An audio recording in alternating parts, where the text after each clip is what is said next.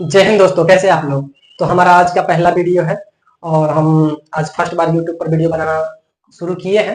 तो मेरा first day है, तो हो सकता है कि कुछ मिस्टेक होगा, कुछ वर्ड मतलब प्रोनाउंसिएशन सही से ना कर पाए, तो उसके लिए मैं माफ़ी चाहूँगा। तो चलिए, हमारा आज का जो सब्जेक्ट है, मेरा टॉपिक है, जो आप लोगों के साथ हम डिस्कस करने वाले हैं, वो है हमारा बी फार्मेसी का फर्स्ट सेमेस्टर।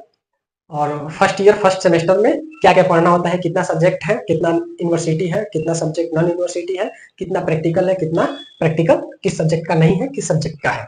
तो पहले ही लेक्चर में आपको बता चुके हैं कि कौन सा आदमी इस बी फार्मेसी में अपना एडमिशन ले सकते हैं, कौन आदमी एडमिशन नहीं ले सकते हैं। तो अगर आप देखना चाहते हैं उस वीडियो को, तो इस लिंक में डिस्क्रिप्शन में लिंक है, आप उसमें से जाके देख सकते हैं। तब तक आइए हम देखते हैं कि फर्स्ट ईयर में बैचलर ऑफ फार्मेसी की बात कर रहे हैं, डिप्लोमा इन फार्मेसी का नहीं, बैचलर ऑफ फार्मेसी में जो फर्स्ट ईयर का फर्स्ट सेम में जो आपको पढ़ाया जाएगा, जो सब्जेक्ट जो टोटल रहेगा, टोटल 6 सब्जेक्ट रहेगा, उसी को हम बताने वाले हैं कि किस सब्जेक्ट में क्या पढ़ाई होता है, कितना सब्जेक्ट है, कितना नॉन यूनिवर्सिटी सब्जेक्ट है, कितना यूनिवर्सिटी सब्जेक्ट है। तो सबसे पहले हम जान लेते हैं हमारा एचएपी है। एचएपी का फुल फॉर्म है ह्यूमन एनाटॉमी एंड फिजियोलॉजी, ठीक है। तो एचएपी पढ़ाई होगा, उसमें हमारा human body structure, physiology and उसका एनाटॉमी दोनों पढ़ना पड़ेगा अच्छा से, ठीक है।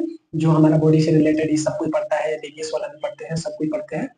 तो जब हम लोग मेडिकल रिलेटेड पढ़ रहे हैं, तो बॉडी के पार्ट पूजा के बारे में तो पढ़ना ही पड़ेगा ऑब्वियसली, ये तो नेसेसरी है। और दूसरा है फार्मास्यूटिकल एनालिसिस, ठीक है। तो किसी भी ये सब वन है, एचएपी वन है। सब जैसे जैसे सेमेस्टर आपको आगे बढ़ेगा, वैसे वैसे टू आता जाएगा। जैसे एचएपी वन है तो आगे जाइएगा तो एचएपी टू मिलेगा, उसके बाद खत्म हो जाएगा। फिर यहाँ फार्मास्यूटिकल एनालिसिस है, तो फार्मास्यूटिकल एनालिसिस है फर्स्ट सेमेस्टर में, उसके बाद नहीं है, एकदम सातवें सेमेस्टर में पड़ेगा आपको फार्मास्यूटिकल एनालिसिस, ठीक है। वहां जाके इंस्ट्रूमेंटल मेथड ऑफ एनालिसिस करके है, यहाँ पे आपको फार्मास्यूटिकल एनालिसिस है, ठीक है। ये भी वन है। और उसके बाद है फार्मास्यूटिक्स। फार्मास्यूटिक्स में जैसे कि ये वाला हम बता दिए, बॉडी के पार्ट पूजा के बारे में जानेंगे। और ये आपका फार्मास्यूटिकल एनालिसिस जो टाइट्रेशन के बारे में जानते हैं, एनालिसिस करते हैं किसी भी चीज के, जैसे क्वालिटी और क्वांटिटी में हम लोग क्वालिटी और क्वांटिटी को कैसे डिफरेंस करेंगे। कितना क्वालिटी का मतलब हो गया कि क्या उसमें बेस्ट है, उसका एफिकेसी क्या है, उसका एक्टिव इंग्रेडिएंट क्या है, ये से उसका क्वालिटी मतलब कितना स्ट्रॉन्ग है, क्या क्या है, ठीक है। स्टैंडर्ड और टेस्ट के माध्यम से हम लोग टाइट्रेशन करके जानते हैं। उसके बाद आपको आएगा, अब दूसरा आता है, तीसरा नंबर पे आता है, ये हो गया पहला, दूसरा, तीसरा, चौथा, पांचवा, छठा, सातवां। 7 गो है, डरिए नहीं, बताएंगे क्या दिक्कत है, ठीक है। 7 गो क्यों है, हम टोटल 6 सब्जेक्ट बताए हैं, 6 ही सब्जेक्ट होगा। डरिए नहीं कि 7 गो बता दिए हैं, उसके लिए कोई दिक्कत नहीं है, ठीक है। यहाँ तक हो गया आपका। अब देखिए फार्मास्यूटिक्स। फार्मास्यूटिक्स में आपको वो चीज पढ़ना होता है जैसे कॉस्मेटिक के बारे में, प्रिस्क्रिप्शन के बारे में, ठीक है। और how to behave with patient, कोई भी मान लीजिए पेशेंट आ गया मेडिकल शॉप पे, तो कैसे बिहेव करेगा उसके साथ, ये चीज भी ध्यान में रखना पड़ता है। और ये इसी में बताया जाता है आपका पिल्स, प्रिस्क्रिप्शन को। बहुत सारा दावा है कि बिना प्रिस्क्रिप्शन के आप नहीं दे सकते हैं। प्रिस्क्रिप्शन का मतलब क्या होता है, जैसे आप देखते हैं ना, प्रिस्क्रिप्शन एक ऐसा रहता है कागज जो डॉक्टर लिख के देता है, वहाँ उसका यहाँ एड्रेस उड्रेस रहता है, यहाँ RX करके लिखा रहता है, उसका यहाँ दावा लिखेगा, यहाँ अपना साइन करेगा, उसका रजिस्ट्रेशन नंबर होगा, यहाँ पेशेंट का पूरा डिटेल होगा, ये चीज इसी के अंदर आता है। कॉस्मेटिक कॉस्मेटिक सब A to Z सब आता है किसमें, फार्मास्यूटिक्स में। ये फार्मास्यूटिक्स जो है वन है। और यहाँ देखिए फिर है pharmaceutical inorganic chemistry. Pharmaceutical inorganic chemistry जो है, इसमें आपको इनऑर्गेनिक्स पढ़ना होगा।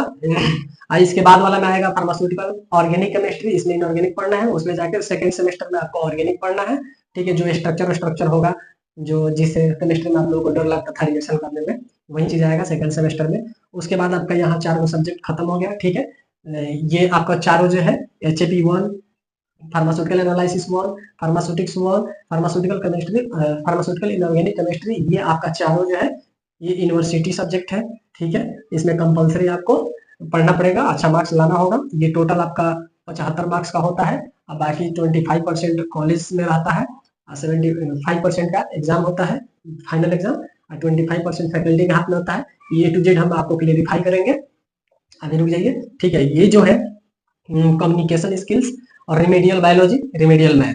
देखिए कम्युनिकेशन स्किल्स क्या है कि आपको कैसे how to talk to anyone, या फैकल्टी हो, या कस्टमर हो, या पेशेंट हो, या डॉक्टर हो, आपको कैसे बात करना है, ये हर फील्ड में जरूरी है। सबसे पहले ये चीज आपको सिखाना फर्स्ट सेमेस्टर में ही सिखाया जाता है, ताकि आप बढ़िया से बात करना सीखें इंग्लिश में। ऐसे किसी से बात करना है सीनियर से, क्योंकि आप लोग पढ़ रहे हैं, ये चीज़ प्रोफेशनल कोर्स होता है, ठीक है? तो इसमें आपको सबसे पहले कम्युनिकेशन स्किल्स पढ़ना होगा, ये 50 नंबर का होता है, ठीक है? अब देखिए आ गए रिमेडियल बायोलॉजी या रिमेडियल मैथ। अब रिमेडियल बायोलॉजी कौन पढ़ेगा, रिमेडियल मैथ कौन पढ़ेगा? दोनों में से कोई एक लेना होगा आपको।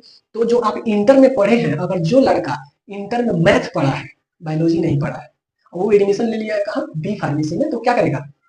मैथ पढ़ा है, बायोलॉजी तो नहीं पढ़ा है, तो वो आएगा तो रिमेडियल बायोलॉजी उसको पढ़ना कंपलसरी है, पढ़ेगा ही पढ़ेगा, ठीक है? उसको लेना ही पड़ेगा, उसके पास कोई ऑप्शन नहीं है।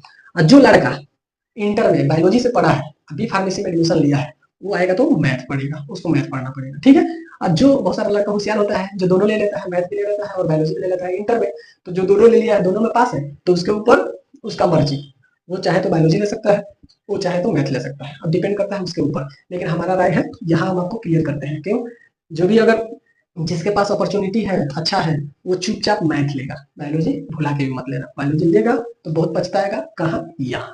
आइए बताते हैं प्रैक्टिकल। ये हो गया आपका थ्योरी, ठीक है? ये हो गया आपका प्रैक्टिकल। प्रैक्टिकल इसमें पूरा 6 सब्जेक्ट का होगा, जैसे कि एचएपी का प्रैक्टिकल होगा, और फार्मास्यूटिकल एनालिसिस का होगा, फार्मास्यूटिक्स का होगा, फार्मास्यूटिकल इनऑर्गेनिक केमिस्ट्री का होगा, कम्युनिकेशन स्किल्स का होगा, रेमेडियल बायोलॉजी का होगा, ठीक है? कितना हो गया टोटल? 1 2 3 4 5 6, टोटल 6 सब्जेक्ट को आपको पूरा लिखना होता है। इतना बड़ा एक बुक देगा कॉलेज, जिसमें आपको रिकॉर्ड लिखना होगा, ठीक है? और देखिए, अगर यहाँ जो बायोलॉजी लेगा, उसको यहाँ बायोलॉजी लिखना पड़ेगा, क्या? रिकॉर्ड, ठीक है?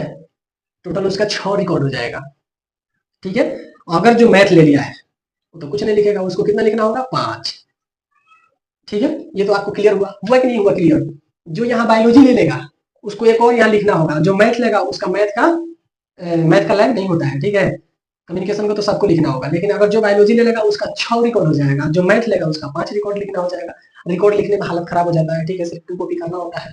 अब देखिए, ये प्रैक्टिकल और थ्योरी में आप लोग भी जानते हैं, प्रैक्टिकल और थ्योरी में क्या डिफरेंट है। सिंपल सी बात है कि थ्योरी में जो कॉपी किताब में पढ़ाया जाएगा, एक्सप्लेन किया जाएगा, समझाया जाएगा, लेकिन इसके अंदर आइएगा एचईपी में, तो आपको ए टू जेड दिखाया जाएगा, बॉडी के पार्ट दिखाया जाएगा, बॉडी का ऑर्गन दिखाया जाएगा, जितना भी प्लास्टिक का आता है, ठीक है? और इसमें आपको टोटल जैसे फार्मास्यूटिक्स है, इसके अंदर आपको सिंपल सिरप, डोजेज फॉर्म, ये पाउडर, मोटर पिस्टल, ये सारा एक टू जेड आपको इस चीज में बताया जाएगा, सिखाया जाएगा, दिखाया जाएगा। मतलब सिंपल सिरप बनाओ, ये सारा चीज, मतलब वेट करो, ये सारा चीज एक्सपीरियंस धीरे धीरे कराया जाता है, ठीक है?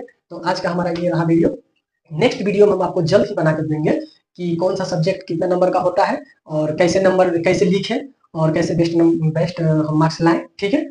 तो ये हमारा वीडियो हो गया आपका पूरा सिलेबस के ऊपर, क्या क्या पढ़ना था, कैसे पढ़ना था। अब हम जानेंगे कौन सब्जेक्ट कितना नंबर का होता है, और कौन सब्जेक्ट, जैसे कि यूनिवर्सिटी कितना सब्जेक्ट कितना नंबर का पूछता है क्वेश्चन, और नॉन यूनिवर्सिटी कितना मार्क्स का आता है। तो नेक्स्ट वीडियो मार्क्स के बारे में जानेंगे, कौन कितना मार्क्स का पूछता है, और कौन मार्क्स कितना, जैसे 75 मार्क्स का एग्जाम होता है, 25% 25 मार्क्स फैकल्टी के हाथ में होता है, तो 25 जो है आपको ए टू जेड जोड़ के मिलता है, 10 नंबर बिहेवियर का होता है। ये नेक्स्ट वीडियो में हम आपको एक्सप्लेन करेंगे, वीडियो लंबा हो जाएगा, तो प्लीज यहाँ तक देख गए तो अपने दोस्त के पास शेयर कर दीजिए, और अच्छा लगा हो तो सब्सक्राइब भी कर लीजिए नेक्स्ट वीडियो में, और बेल आइकन दबा दीजिए, ताकि सेकंड वीडियो डाले तो हम आपको आपके पास इन्फॉर्मेशन पहुंच जाए। तो चलिए, बाय बाय, मिलते हैं नेक्स्ट वीडियो में। जय हिंद।